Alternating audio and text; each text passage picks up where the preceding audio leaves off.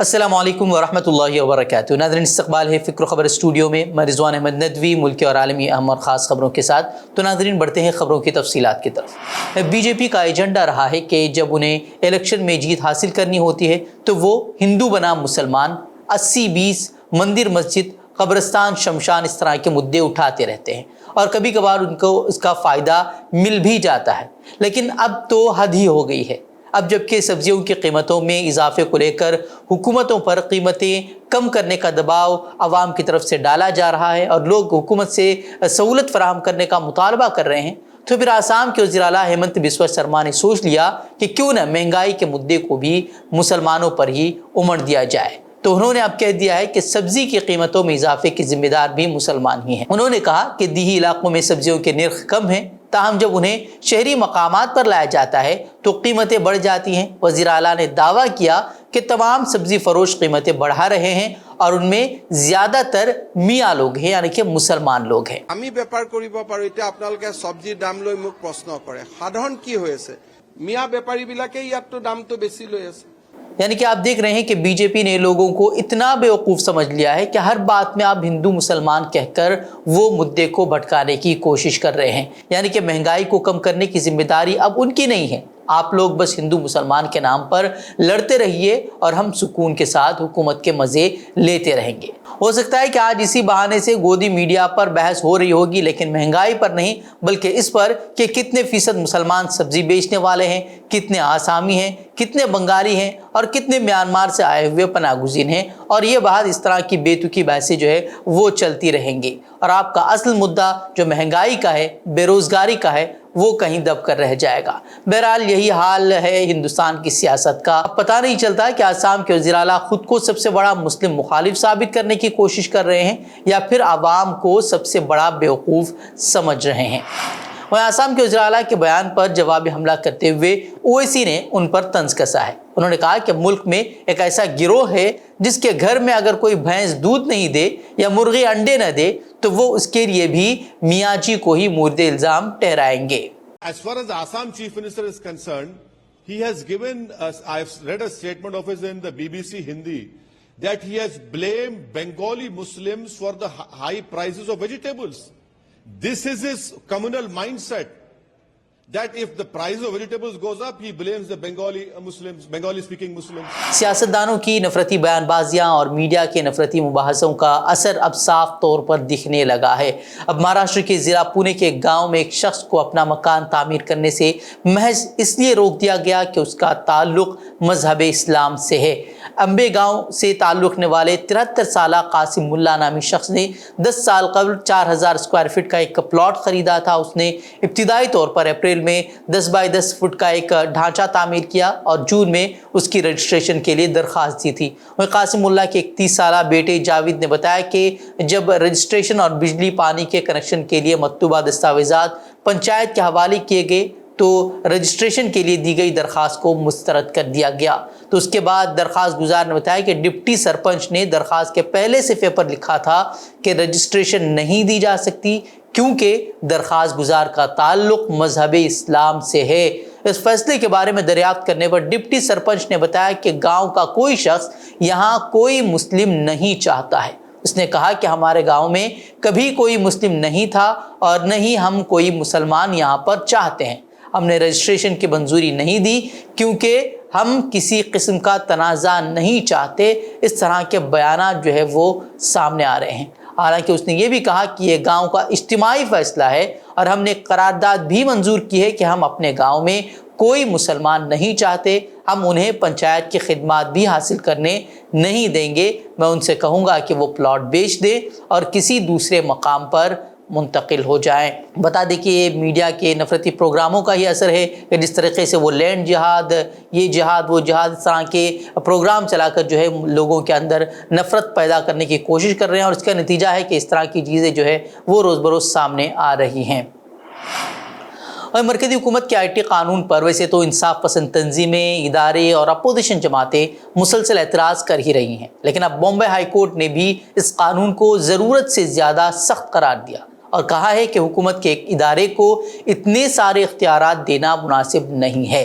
अदालत ने editor guilds of India की عرضی پر سماعت کرتے ہوئے آئی ٹی قوانین میں ترمیم کی دھجیاں اڑا دی ہیں۔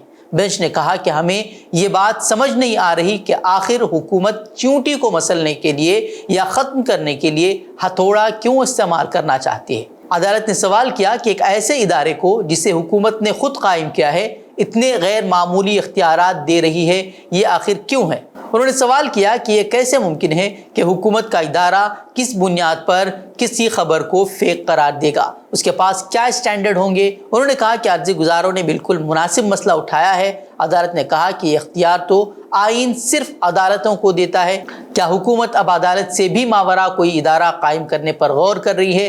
اس طرح کا سوال نئے آئی ٹی قوانین کو لے کر عدالت نے پوچھا ہے۔ وہ یونیفارم سول کوڈ یعنی کہ UCC پر لاء کمیشن نے مذہبی تنظیموں اور عوام سے ان کی رائے بھیجنے کی اپیل کی تھی اور اس کے لیے 14 جولائی آخری تاریخ مقرر کی گئی تھی، لیکن اب ایسی خبریں سامنے آ رہی ہیں کہ آخری تاریخ میں توسیع کر دی گئی ہے۔ لاء کمیشن نے یونیفارم سول کوڈ پر مشورہ بھیجنے کی نئی آخری تاریخ 28 جولائی طے کی ہے، یعنی کہ مذہبی تنظیمیں اور عوام اب اپنا نظریہ اور رائے لاء کمیشن کو 28 جولائی تک ای میل کر سکتے ہیں۔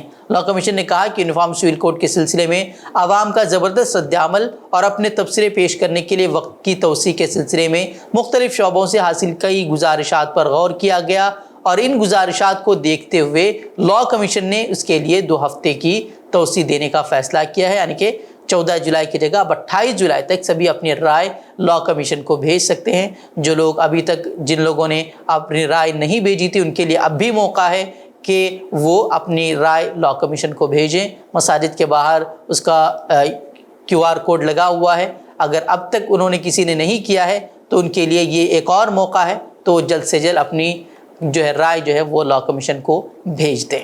سماجوادی پارٹی لیڈر اعظم خان کو آج مزید ایک اور جھٹکا لگا ہے جب رامپور کورٹ نے انہیں ہیٹ سپیچ معاملے میں قصوروار قرار دیا ہے۔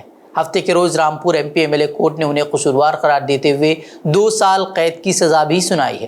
اعظم خان پر 2019 کے لوک سبھا انتخابات کے دوران اشتعال انگیز تقریر کے الزام میں کیس درج کیا گیا تھا۔ الزام ہے کہ اعظم خان نے اتر پردیش کے وزیر اعلیٰ یوگی آدتیہ ناتھ اور اس وقت کے رامپور ضلع انتخابی افسر اور انتخابی کمیشن کو نشانہ بناتے ہوئے اشتعال انگیز تقریر کی تھی۔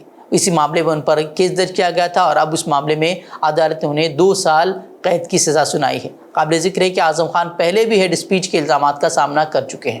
وزیر اعظم اور وزیر اعلیٰ کے خلاف اشتعال انگیز تقریر کرنے کے الزام میں انہیں قصوروار قرار دیا گیا تھا اور انہیں تب 2 سال کی سزا ہوئی تھی، جس کے بعد انہیں اسمبلی کی رکنیت بھی گنوانی پڑی تھی۔ اس فیصلے کو پھر اعظم خان نے چیلنج پیش کیا تھا، جس کے بعد عدالت نے اس فیصلے کو رد کر دیا تھا۔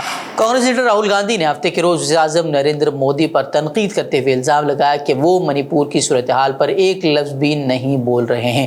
کانگریس لیڈر راہل گاندھی نے وزیر اعظم نریندر مودی پر حملہ کیا۔ انہوں نے منی پور تشدد کے حوالے سے یورپی یونین کی پارلیمنٹ میں ہونے والی بحث پر وزیر اعظم کی خاموشی پر بھی سوال کھڑے کیے۔ اس کے ساتھ ہی کانگریس لیڈر نے وزیر اعظم مودی کے دورے فرانس کو بھی نشانہ بنایا۔ انہوں نے PM مودی کو فرانس کے نیشنل ڈے پر بطور مہمان خصوصی بنائے جانے کا تعلق رفال ڈیل سے قرار دیا۔ بتا دیں کہ رفال ڈیل کو لے کر کافی ہنگامہ ہوا تھا، جس کو لے کر راہل گاندھی لگاتار الزام لگاتے رہے تھے کہ اس معاملے میں بڑا گھوٹالہ ہوا ہے۔ وہیں راہل گاندھی نے ٹویٹ کرتے ہوئے لکھا کہ منی پور جل گیا، یورپی یونین کے پارلیمنٹ میں ہندوستان کے اندرونی معاملے پر بات بھی ہوئی، لیکن وزیر اعظم اب تک خاموش ہے۔ بتا دیں کہ حکومت ہند نے ہفتے کو ہی ہندوستانی بحریہ کے لیے فرانس سے 26 نیول رافیل لڑاکا طیارے خریدنے کے فیصلے کے بارے میں بھی جانکاری دی ہے۔ وہیں کانگریس منی پور میں موجودہ بحران کے لیے BJP کی ہی قیادت والی حکومت کو ذمہ دار ٹھہراتی ہے اور وزیر اعلیٰ N برین سنگھ کی برطرفی کا بھی وہ مطالبہ لگاتار کر رہے ہیں، لیکن اس طرف کوئی پیش رفت ہوتی ہوئی نظر نہیں آ رہی۔ ہم بڑھتے ہیں عالمی خبروں کی طرف۔ کل سورج بیت اللہ شریف کے اوپر سے گزرے گا، جس سے قبلے کے درست رخ کا تعین کیا جا سکے گا۔ سعودی ماہر فلکیات کے مطابق کل سال میں دوسری بار سورج خانہ کعبہ کے عین اوپر سایہ فگن ہوگا۔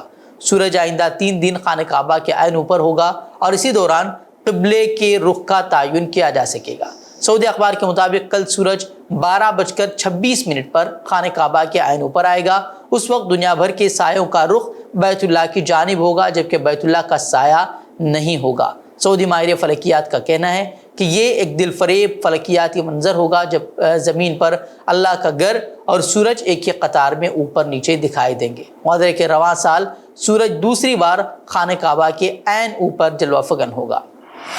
اقوام متحدہ کے ادارہ برائے اطفال یونیسیف کا کہنا ہے کہ 2023 کے پہلے 6 ماہ میں 300 بچے یورپ پہنچنے کی کوشش میں ہلاک ہو چکے ہیں۔ یونیسیف کی سربراہ نے میڈیا بریفنگ میں کہا کہ سمندر میں ڈوب کر مرنے والوں کی تعداد اس سے کہیں زیادہ ہو سکتی ہے، کیونکہ وسطی بحیرہ روم میں متعدد بحری جہازوں کے حادثات میں کوئی زندہ نہیں بچا یا اس کے بارے میں کوئی ریکارڈ ہی نہیں ہے۔ وہیں ایک اندازے کے مطابق 2023 کے پہلے 6 مہینوں میں 11,600 بچے اس سفر پر نکلے، جو کہ 2022 کے اسی عرصے کے مقابلے میں تقریباً 2 گنا ہے۔ یونیسیف کے مطابق رواں سال کے پہلے 3 ماہ میں مرکزی راستے سے یورپ پہنچنے والے 3,300 بچوں میں سے 71% بچوں کو ساتھ یا علیحدہ ریکارڈ کیا گیا۔ اکیلے سفر کرنے والی لڑکیوں کو خاص طور پر اپنے سفر سے پہلے، دوران اور بعد میں تشدد کا سامنا کرنا پڑتا ہے۔ بہت سی حکومتیں معاملے کو نظر انداز کر رہی ہیں یا خاموش ہیں، جبکہ صرف 6 ماہ میں یورپ اور افریقہ کے درمیان پانیوں میں تقریباً 300 بچے ہلاک ہو چکے ہیں۔ تو ناظرین، یہ خبریں، مزید خبروں کے لیے آپ ہمارے ویب سائٹ www.fikrkhabar.com کی طرف رخ کر سکتے ہیں۔ ویڈیوز کے لیے ہمارے یوٹیوب چینل کو سبسکرائب کریں۔ تو ناظرین، اجازت دیں۔ السلام علیکم ورحمۃ اللہ وبرکاتہ۔